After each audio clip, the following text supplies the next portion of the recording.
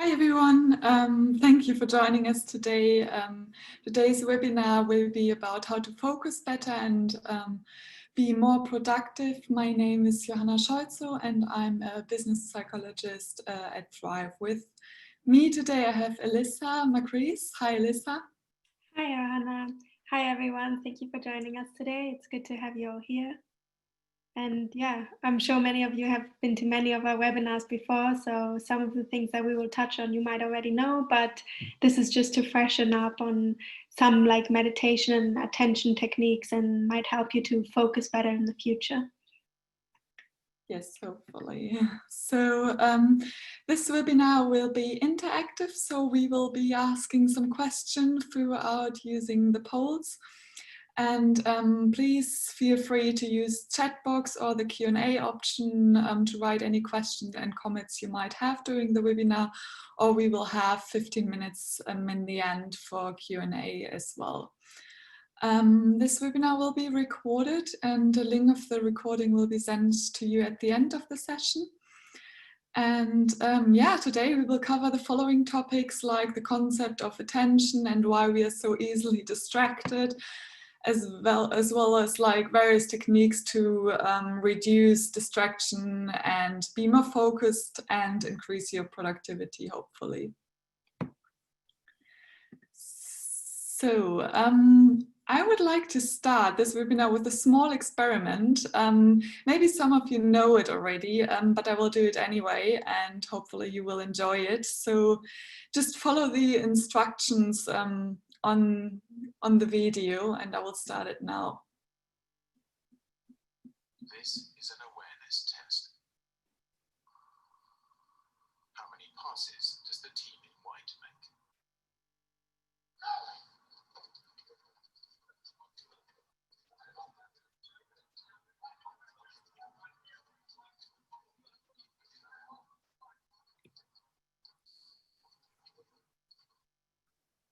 The answer is 30.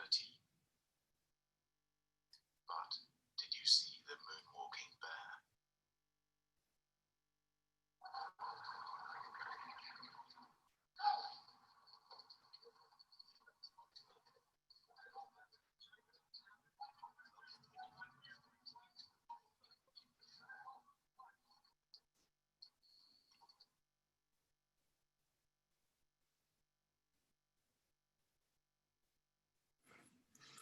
Yeah, so Transport for London also used it as an advertisement.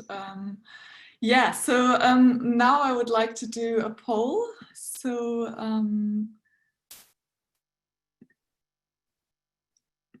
one moment. Hopefully you see the question now. Mm-hmm. Okay, great.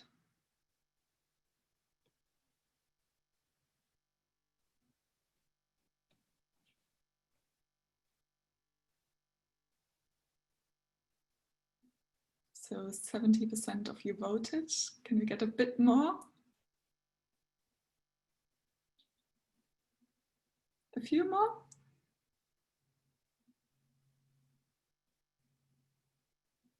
Yeah, brilliant. So we got more than 80% of you voting. This is really interesting, yes. So kind of only a few people, 10 people saw the moonwalking gorilla in the beginning of the video. Hopefully you can see the results now. So this invisible gorilla test conducted by Daniel Simons and Christopher Chabris is a really old experiment to show a limited attention capacity, and they found that half of the people who watched the video, similar to what we saw here, like some of you might even, some even less, who saw the video counted the passes but missed the gorilla in the beginning. So our brains have those limited processing limited processing powers, and it's way more limited than we would like to actually, like what we think or how we would like it to have. So when we use some of the processing power for one task, like counting the goals, is not available for the other task, like spotting the gorilla, and even basic tasks like seeing obvious things in front of us, in front of our eyes, like the gorilla. So this is also called inattentional blindness, and our attention is like a spotlight, and we perceive and remember only those objects and details that receive this focused attention of us. So next slide. This is an awareness Not test. again. Yeah, brilliant.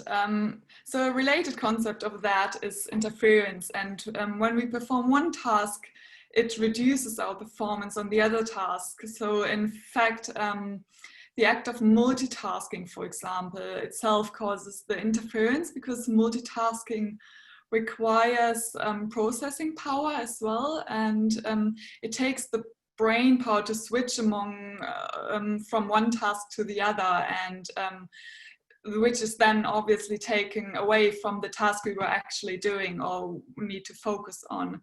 So distraction is everywhere in our modern life, right? So between a cell phone or computer screens, and not to mention our kids or co-workers, our attention is like constantly being diverted, and can become really difficult to focus on any one task or any one person for very long for us.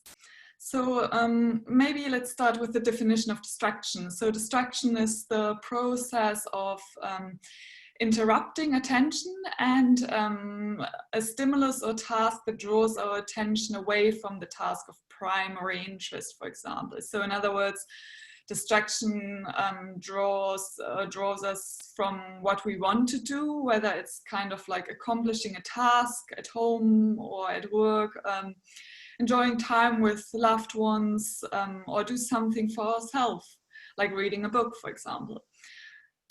Actually, there was a recent study which outlined that our brains refocuses our attention 4 times every single second, which I find really incredible, to be honest. And as we saw before, the reason for that is that our brain has limited processing resources, and we can't simultaneously process all the information we have in front of us. So our brain kind of developed this or collects information through a mechanism of preferential processing, or simply called attention. To a limited extent, we may still be sensitive to other stimuli in our environment, which makes us so easily distracted. So make us easily distracted and refocus our attention. So if distraction becomes a habit, we are unable to sustain the focus required for being productive or creative in our kind of professional or personal life. Even worse, if we constantly pulled away from friends and family by distractions, we maybe miss out on cultivating, or miss out to really nurture our relationships, which we need so much, actually, especially now. And for example, do you know any of those like unhealthy distractions? I know them for sure, like looking at notifications that pop up on your phone, or even during a conversation with, like, for example, a friend or family member, and this popping up message comes into your focus, or like interrupting focus during work, like with checking emails or scrolling through social media feeds when you planned to actually read, for example, a newspaper article. But what causes distraction? We may be distracted by external and internal triggers.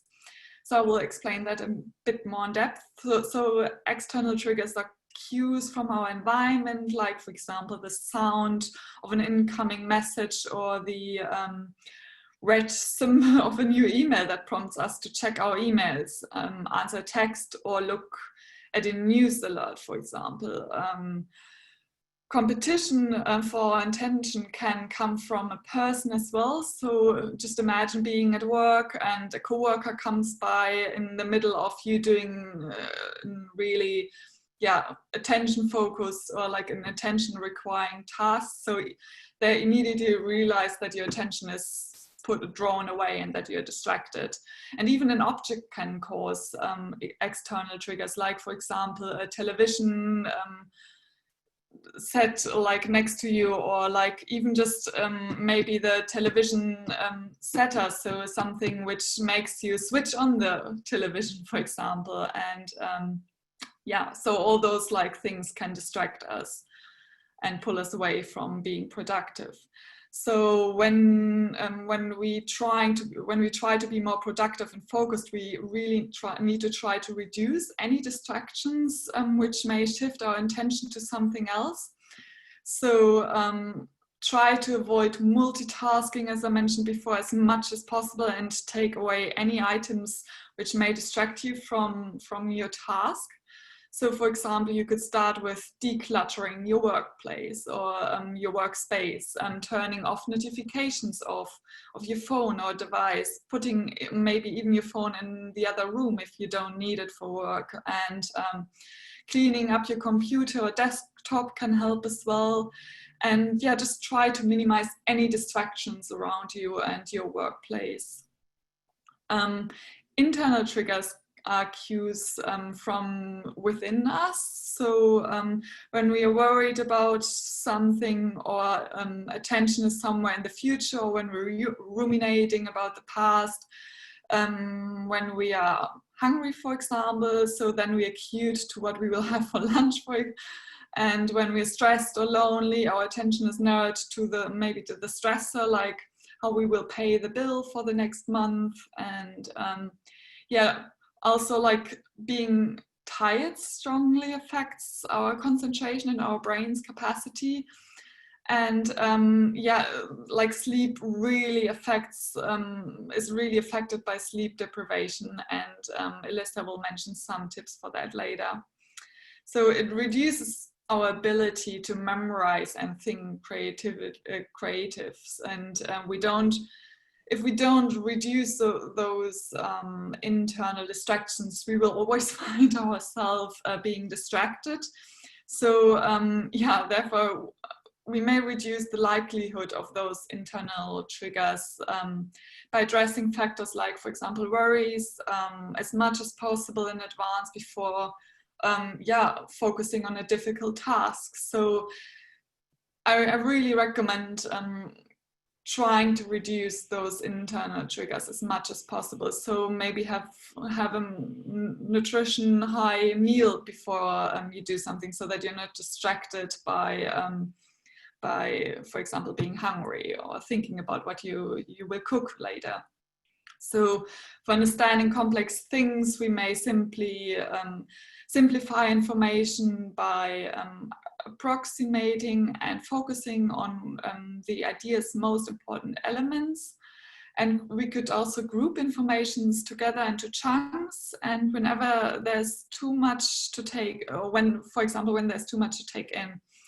And we may also practice getting the most energy consuming and difficult tasks done before easier ones. So just like saving our energy by scheduling the most attention risk task when we have a fresh and alert mind. So for example, for me, this is in the morning. Keeping attention up takes energy. So therefore you may take regular breaks and stretch your body. So do some movements there. They're great, really short, just stretching exercises. And yes, I think it's also important to do breaks. So I would suggest you try out your own best rhythm. So for example, you could start with a 90-minute focus and then 20 minutes a break, or 60 minutes focus and 10 minutes break. And here we have another small poll for you. We're just curious to hear about your work schedule, like how you structure your day and what breaks you do. So I will start a new poll here. So where's the other one?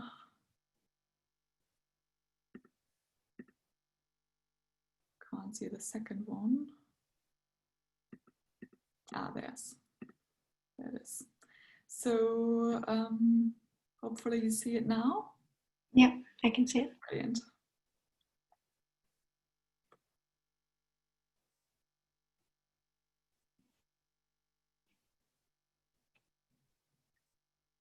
Okay, 50%. Yeah.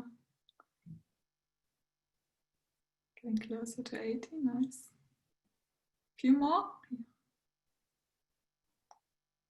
We're just curious to get to know your work schedule. Okay, I will end the poll here. 85% voted, and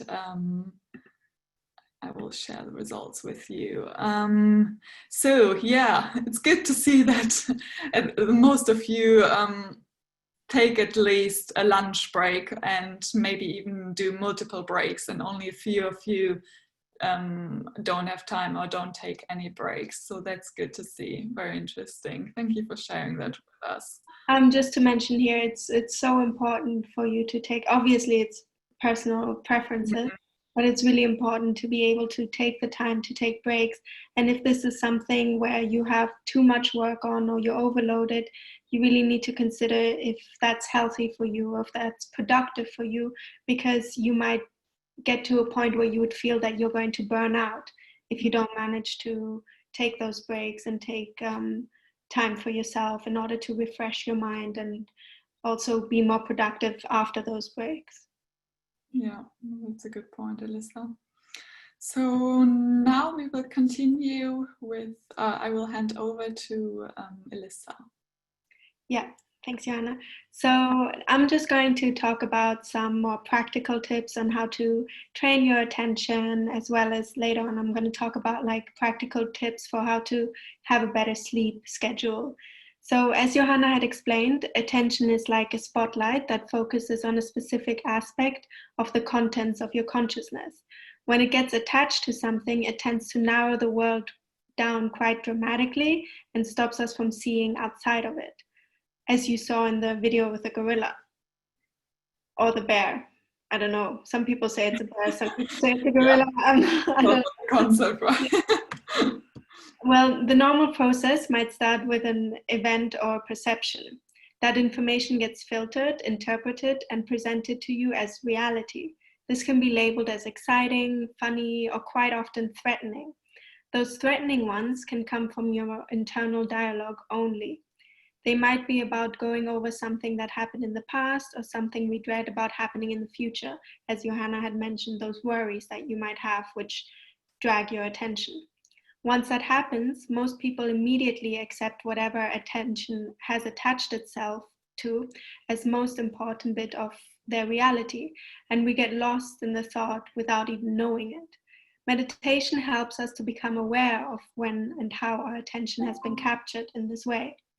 One important thing to note is that the space of consciousness, that is all we have access to at any given moment, is not the author of those thoughts that may capture our attention.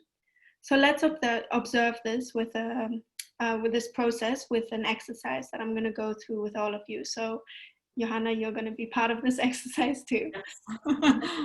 Please all close your eyes.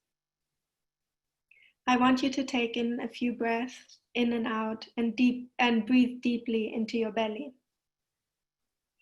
In and out, in and out. Okay, now I want you to stop controlling your breathing and simply observe it. Pay attention to the sensation it creates in your nose, maybe the back of your throat, your chest, and your stomach. Carry on doing that for a few moments and just pay attention to the sensation of your breath.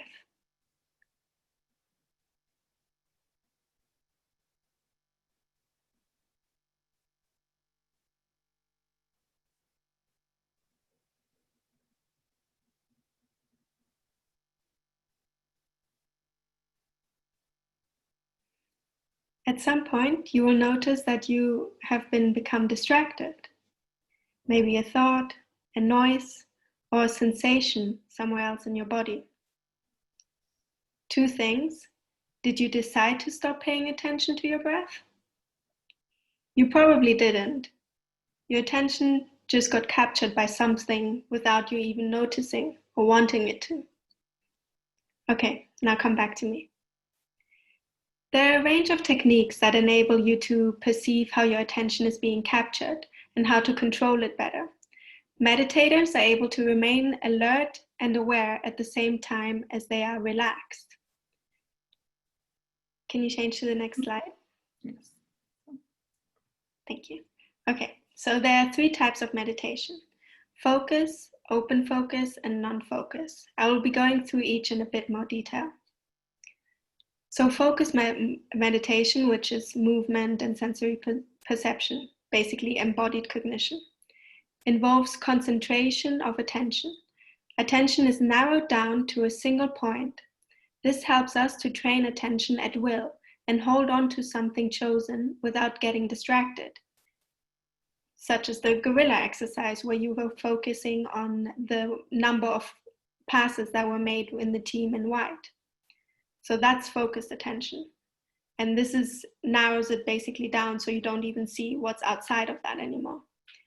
So if you notice that you're getting distracted, that's normal. Just gently bring your attention back, and that's the point of the exercise. There are several ways this attention can be trained. Through sensory perception, by focusing on one of our five senses: touch, for example, sensing an object that you are holding in your hand or sensing temperature; sight, for example, eye palming, where you cover your eyes with the palm of your hands and let your eyes relax; or truly seeing, where you notice every little detail in your environment which you might not have paid attention to before. Sound, by listening as you speak. How do the vibrations of your voice feel in your body? What pitch do you speak at? Or deep listening, such as listening to every word in a song. There's also taste. Through active tasting, you pay attention to the food that you eat and notice exactly what each bite tastes like. And then there's smell. This is done by noticing aromas when you walk through a garden or your house or a supermarket, everywhere where aromas might be changing, which you might have not paid attention to or noticed before. Another way to capture attention is by noticing body sensation, as we did before, such as breathing, pulse awareness, or heartbeat awareness. Lastly, there's movement such as yoga and Tai Chi, which enables you to have a better understanding of the mind-body connection. These exercises, such as the sun salutations and deep muscle relaxation, bring about a bottom-up calming sensation, energizing the body through movement and breathing. Importantly, different poses elicit different emotions, such as the warrior pose is for confidence, while the child's pose gives a sensation of self-soothing and security. These are all examples of embodied cognition. By changing your physical sensations, you influence your mental state as well. The second type of meditation is called open focus. It's mostly about mindfulness, being fully present, fully thoughtful, and deeply immersed in the moment-to-moment experience. Mindfulness is about paying attention to the present moment, opposed to focus meditation, where attention is free to move to whatever emerges. For example, compassion meditation, which we will practice soon. I think I'm going to go through an example. No, not this time. Okay. For example, compassion meditation, where you think of a person who you feel grateful for. So it doesn't matter who that person is. You just focus on that and focus on the feelings that arise in you when you think of that person. Or open meditation, where ongoing body sensations are monitored. Mindful attention leads to a perspective of detachment from concerns and worries. There are three core principles to mindfulness: staying in the present moment, being non-judgmental, and accepting each experience as it is. I will give you an example of open focus meditation. For me, waiting for a long period of time has always been one of my pet peeves. So I often go sailing with my family, and during these trips, there's usually an instance on the boat where the weather is calm, the water is flat, and the wind is gentle without any land in sight for many miles.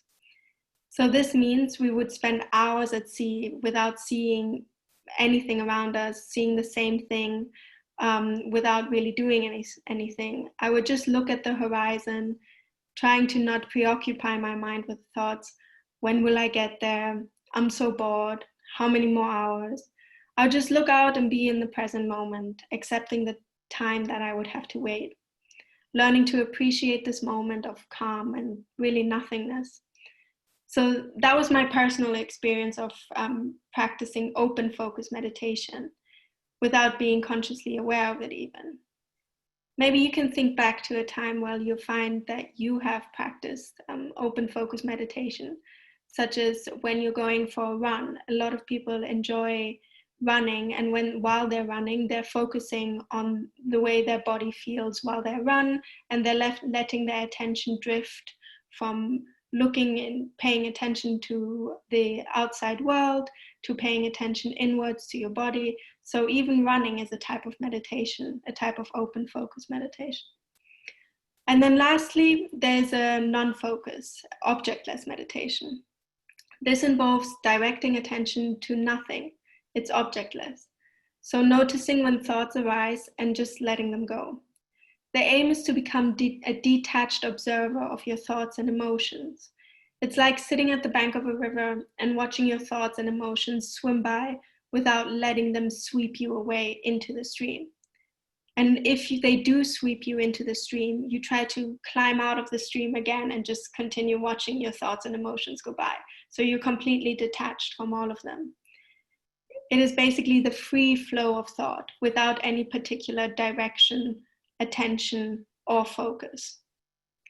So the point of this is that you find stillness. Imagine the water channels in Venice. I'm sure most of you have seen the pictures of how clear they have become now, that the gondolas and the boats are not stirring up the mud at the seabed anymore. You can now see all the sea life that always existed in these waters, which you weren't able to see before. Basically, this shows that stillness clears the mind. You find clarity in stillness, and you see things that you might have not been able to see before if you hadn't found this stillness. I will now talk a bit about the importance of sleep. So throughout the day, your brain will get drained of cognitive resources. You might have noticed that after many hours of concentrating on one thing, you can feel both mentally but even physically drained. It's completely natural to lose focus at some point, and sleep exists for you to naturally rebuild those resources that you have, so you can wake up with fresh energy to focus and be productive for the next day again. Therefore, it's so important that we promote a good sleep hygiene, which can help you to concentrate and focus better. So here are just some tips on how to keep a healthy sleep routine. Stick to a sleep schedule as much as possible. Go to bed and wake up at the same time each day. Even though you may save time now by not traveling to work anymore, not commuting, we are creatures of habits. We struggle with adjusting to changes in sleep pattern. So the greatest promoter of being able to sleep is being in sync with our internal clock. So the other tip is to create an optimal sleep environment. Your room should be as dark as possible, especially now during the summertime. This can be quite difficult. So maybe getting those blackout blinds is a good idea now. It should be quiet if possible, and not too hot, maybe between 18 to 20 degrees centigrade. If this is not possible, you could use earplugs or eye masks. Try to limit artificial light and don't bring your electronic devices into the bedroom, as blue light can stimulate your brain, and this is very distracting and demanding of your attention. Create a pre-sleep routine. So winding down before bed is one of the best ways to get your sleep back on track. By creating sleep rituals, you'll establish a clear association between certain activities and sleep. Use your bed only for intimacy and sleep, And so you can create this association with relaxation and calmness before you go to bed. And usually we also recommend, if it's possible, also not to have the same workspace in the bedroom as you would work in, because usually work you associate with a lot of stresses, so that might grab your attention and distract you from sleep as well. So can you change to the next slide? Yes, thank you. So avoid stimulants like caffeine and nicotine, as well as alcohol, close to bedtime, as this will really disrupt your sleep and you will not have a good sleep, especially if you've had quite a lot of alcohol before. I'm sure a lot of us have been through this before. So practice relaxation techniques. They are very helpful in reducing anxiety and your racing thoughts that you might have right before bedtime. For example, deep muscle relaxation may be a really good technique, as well as calm breathing exercises, which are all available in the Thrive app. There's a very clear mind-body connection in worrying. And sometimes if we cannot control our mind, it's easier to gain control of our worries. So if we have those moments of calmness where we're able to understand what the worries are, and we're able to be the author of our own thoughts and have full control over being able to reduce those worries, we will be able to find more time for calmness and stillness and be able to relax. And this will also in turn relax our body as our mind will relax. Maybe use a sleep diary to track your daily sleep patterns, which can be helpful for you to track also when you drink caffeine or when you've had some alcohol and how that might have affected your sleep. Also, you could try journaling. If you write down your worries earlier in the day, and if the worrying thoughts come up in bed, you may say to yourself, oh, that's not the right time for me to deal with them. I have my journaling for the next day in the morning and I'm going to deal with it then. This might help to create those healthy boundaries of worrying then and not now. So have a specific worry budget, a specific worry time for a specific time in the day, and try not to have that close to bedtime, as that will disrupt your sleep as well. Try to resolve as many worries and stresses as possible. So identify what's causing you these worries and stress and how they affect your sleep. And sometimes we might not be able to resolve them. So this is when, again, mindfulness comes into play, and understanding them and accepting your worries and thoughts, because sometimes we can't really do anything about them except to accept them. So you might also find it really helpful to talk to a friend about the thoughts and feelings that affect you and affect your sleep. Or again, just write them down. So once you've identified what's causing the sleep problem, maybe you can even take practical measures to address those problems. So finding ways to manage your anxiety with relaxation exercises, or talking to your employee about reducing workload. I'm going to hand over back to Joanna now. Yes.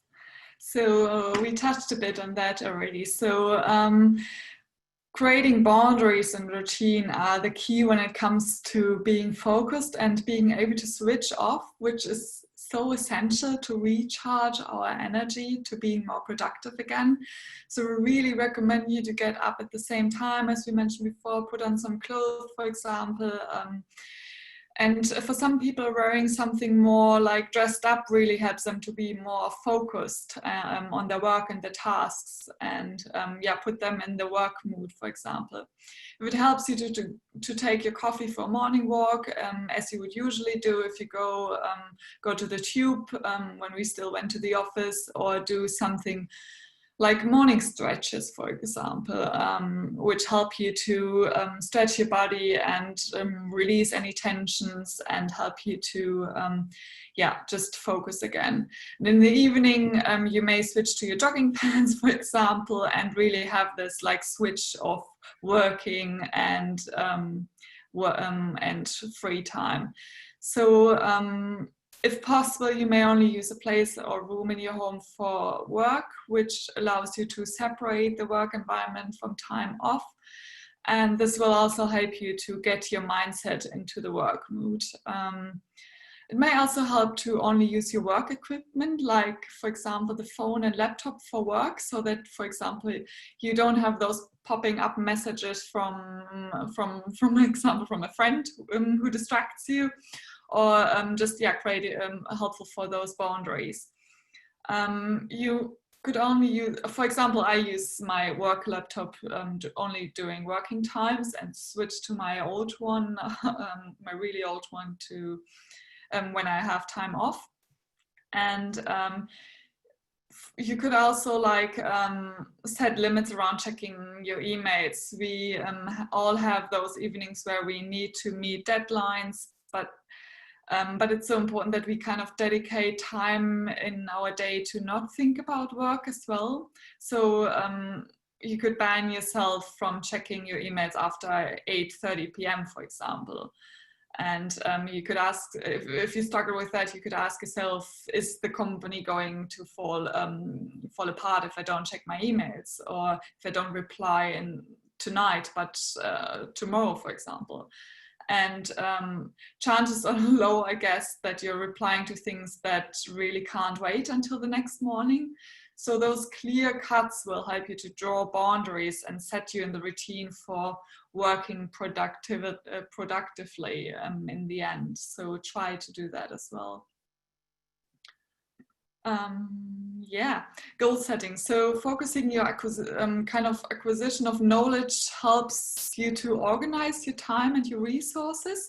So by setting those sharp and clear defined goals, you can you can measure and take pride in the achievements of those goals as well. And yeah, you will see the progress you do, and yeah, you this will help you to increase your self-confidence as you recognize your own ability and your own competencies in achieving these goals that you set yourself. So a useful way of making those goals more powerful is to use, some of you might have heard about it, the SMART technique. So SMART usually stands for the S for specific, or significant, the M for measurable or meaningful, the A for attainable or action-oriented, and the R for something rewarding or relevant to you, and the T for time-bound, or which you can track.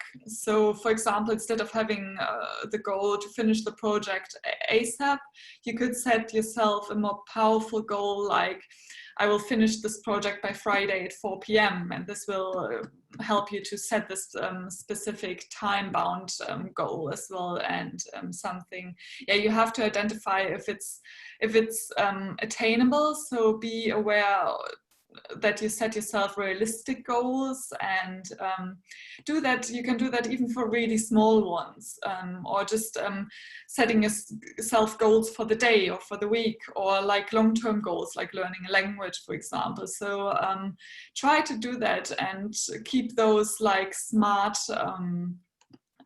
factors in your mind when you set yourself those goals. Yes. So the next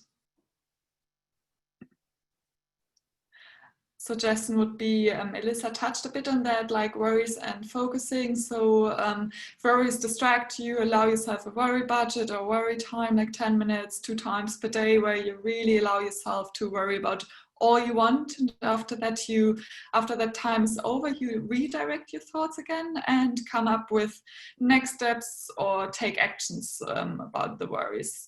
Can help to create a list of those worries and when they come into your head. And when it comes to working through your memory list, you might find that you can solve some of them, or they aren't relevant anymore. Why?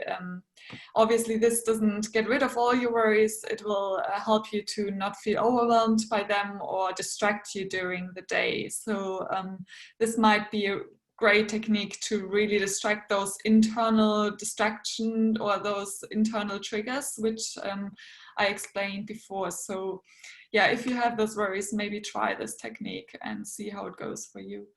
You can do this with a mood journal as well. So for example, the Thrive app has a mood journal included, and write down your feelings and what you were doing when you felt that internal trigger, and keep kind of keep a track of the distractions, which will help you to link the behavior with the internal triggers. So yeah, I think I explained that before. So keeping a log kind of, and the better you get at noticing your thoughts and feelings that precede behaviors, the better you will become at managing them over time as well. So this is a great technique to tackle those internal triggers. Yeah, we have some other tips for you. So for example, when you meet a friend or have a chat with a colleague, active listening can help you to focus and pay attention during a conversation. So for example, you could summarize what's been said, or kind of ask clarifying questions. This will help you to have this more focused conversation, and you will be, this will also help you to memorize, for example, the conversation later on as well. Try to drink a lot of water and eat light and healthy diet during the day. This may help your brain to be more focused during the day, and eating too much or too little can interfere with your focus, and heavy meals may make you feel tired. I know that for sure, while too few calories can result in distracting hunger pangs. So find the balance there. Physical exercise might be a great technique to give your brain the cut, which we all need. So maybe try to do that somewhere else, like for example, going out.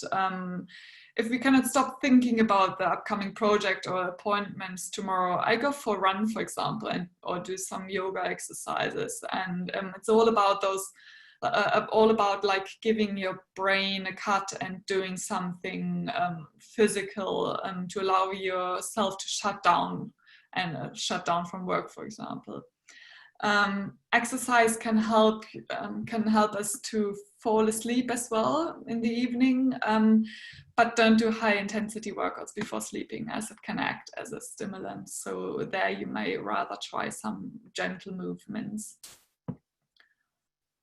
I hope these tips provided you with some new information on how to increase your productivity and be more focused. And we learned that we should try to eliminate internal and external distractions as much as possible. Multitasking isn't a really good way to be more productive. Especially internal distractions may strongly distract us, and really need to be addressed, like stressors, worries, or like if it's just that you're hungry, for example. And Alyssa explained us how to focus our attention inwards and the concept of meditation. And we also learned how to approach some internal triggers like fatigue and worries. Now we have time for questions for those who leave us now. Thank you very much for joining us. But we will have time for questions. Thank you.